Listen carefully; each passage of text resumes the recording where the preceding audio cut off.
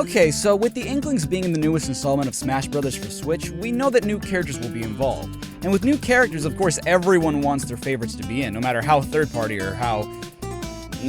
So today we're going to be taking a look at my ideas for what characters could potentially be coming to Super Smash Bros. For the Nintendo Switch. Obviously, we have to have some rules. Rules are important for societies to function, and I guess also to make sure that I can give an accurate but limited prediction.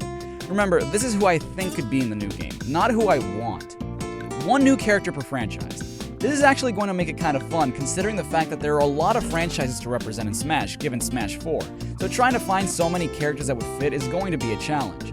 At the same time, I'm limiting myself to one new character since some franchises have overrepresentation. So even if one franchise could benefit from 2 or even more characters to represent it, I wouldn't like to overdo it. This includes any third-party characters that have been included before. Again, Smash 4 kind of expands this horizon. I have to give good reasons for why I think the characters I choose would be a good fit. This can range from how good I think they would be in the game to why I think they're an ideal fit. No returning characters. I guess I'll get this out of the way now. The Ice Climbers and Snake should have never been taken off the roster. Yes, I know that Konami has their own idiotic agenda, but Snake was still an interesting character to play as, and it was another third-party franchise to be a part of this unique experience.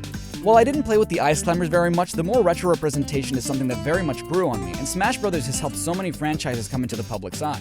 Getting rid of them just because you couldn't figure out how to program them onto the 3DS is understandable, but unfortunate nonetheless. I won't be getting rid of anyone on the roster. Again, this list is to catalog who I think would be a fit, not what my ideal roster would be, despite how I think Lucina, Dr. Mario, and Dark Pit should have been alternate costumes. I'm sorry, but I don't think slightly altering a character's moveset and making their physics different is enough to warrant a separate slot. Heck, Ganondorf might as well be a Captain Falcon skin too, but I digress. I'll be allowing myself to tell you guys who I would have wanted as well, but I'll try to not focus on that so much as my actual pick.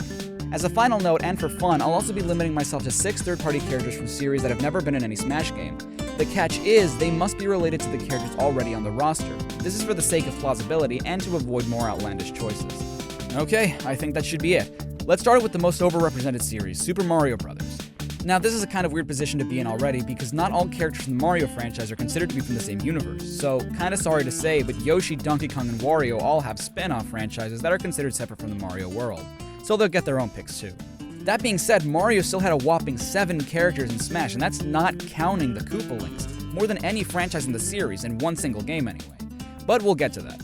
Ironically enough, there's still a plethora of characters in the Mushroom Kingdom to choose from. Okay, I swear this isn't a troll list, but we're starting this off with a character that not a lot of people would take too seriously. Waluigi. So, here's the thing. The most interesting characters from the Mario series are already in Smash Bros., and the only other character I can see working would be Toad, but the thing about Toad is that there's really nothing special about him. He was designed to be the most average character in the Mario games. Sure, he tends to have the fastest running speed whenever he's playable, but what does that mean in Smash Bros.? Waluigi, despite not being a main character in any game, has more to him in terms of the moveset, as evidenced by his assist trophy. Since his first appearance was in a tennis game, maybe most of his moves could be sports-related, given that he's prominently featured in those kinds of games, as well as in kart racing games and party games. He also likes to use bombs a lot, something that a lot of other characters in Smash Bros. Have in their arsenal. Waluigi was also one of the main bad guys in Dance Dance Revolution Mario Mix, so maybe he could have some dance moves he could use to his advantage as well. For a final smash, I'd imagine either a barrage of tennis balls being shot at the opponents or a barrage of bombs. Actually, why not combine both, serving a barrage of bombs with his tennis racket?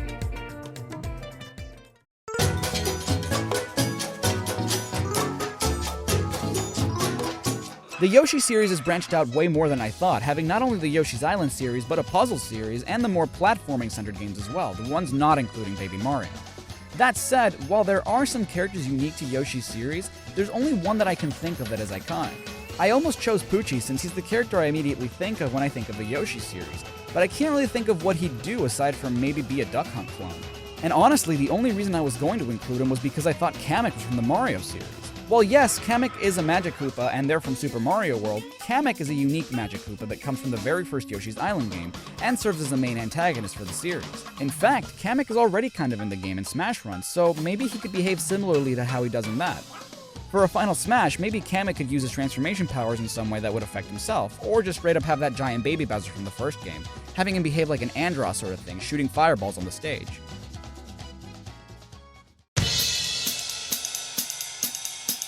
So, something you'll notice a lot on this list is the inclusion of either rival characters or female characters. Smash 4 did a great job of adding certain variety in this sense, some characters even having gender swaps as alternate costumes. While you may see this as kind of a bias on my part, the fact still stands that there aren't a lot of baddies on the list, and my pick for the Wario series newcomer is actually killing two birds with one stone.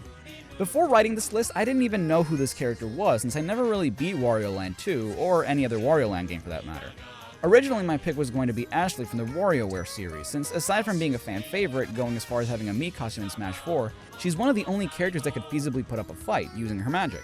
But here's the thing, the WarioWare series is full of different characters to choose from, and picking one doesn't seem right to me. That aside, the WarioWare games are great, but I feel like Wario Land is a series that doesn't get enough love.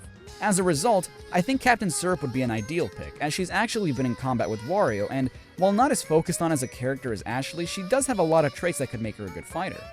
Syrup is like if Pauline and Waluigi had a baby, with a little more personality.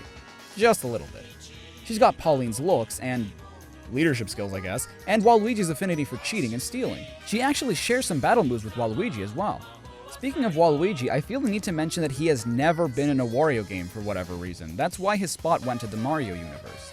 As for what her final smash could be, I imagine she could summon the genie from the first Wario Land, again launching fireballs at the opponents.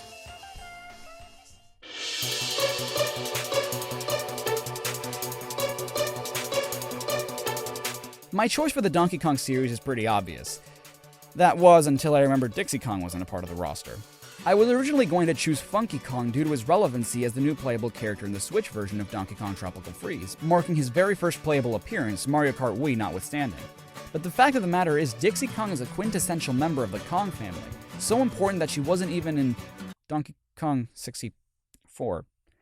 What? In any case, Dixie Kong has been at the side of Donkey and Diddy for many adventures, and her ponytail could no doubt prove to be an interesting asset to making her moveset unique, using it as a grab and for aerial recovery. It's hard to think what her final smash would be, but it well could be her wild moves from Donkey Kong Barrel Blast.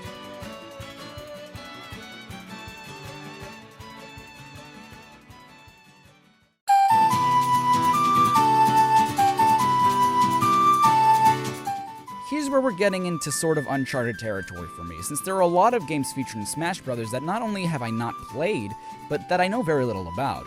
While I'm collecting the Legend of Zelda games so that I can play them back to back, I had to do a little sleuthing to determine who I could pick for a newcomer from the Zelda franchise.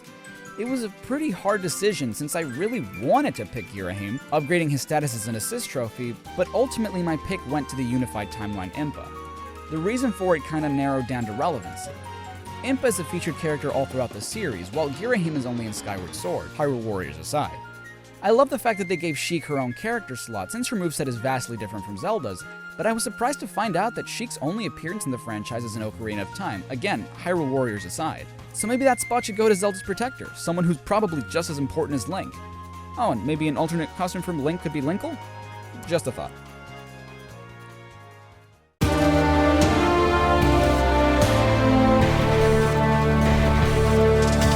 The Metroid series is another that I'm not very familiar with, and another that I want to associate with. Less so than the Zelda series, however. I've owned Metroid Prime on the GameCube, and I didn't find much appeal to it as a child, so I'll give it another shot, along with my getting the first game not too long ago. Many Metroid characters are on the large side, or aren't very prominent. Sorry to say, but I'm among those who think Ridley's too big to be a character. Ridley can't be very menacing if he's the size of Charizard. Plus, he works better as a stage hazard, in my opinion. Kraid is even bigger than Ridley, and works well as a background asset. Mother Brain can't really move, and her status as assist trophy is ideal. Dark Samus and SAX are both doppelgangers of Samus, not to mention that both of them have been featured as their alternate costumes. Psylux is a bounty hunter hailing from Metroid Prime Hunters, a sworn enemy of the Galactic Federation, and Samus Aran by proxy. His role as one of the 6 bounty hunters from Prime Hunters was further expanded upon, to the point of him being rumored to be the main antagonist of the upcoming Metroid Prime 4, so the character is no doubt relevant. In terms of a moveset, it's very easy to make him a Samus clone, but I think there's enough to him that he could have a more unique set of skills to warrant his own slot.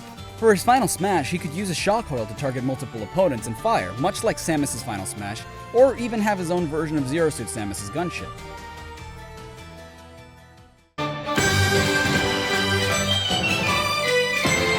The Kirby series stands out as being one where the main mechanics revolve around using your enemies as allies, not only by absorbing their powers, but by turning them to your side as well.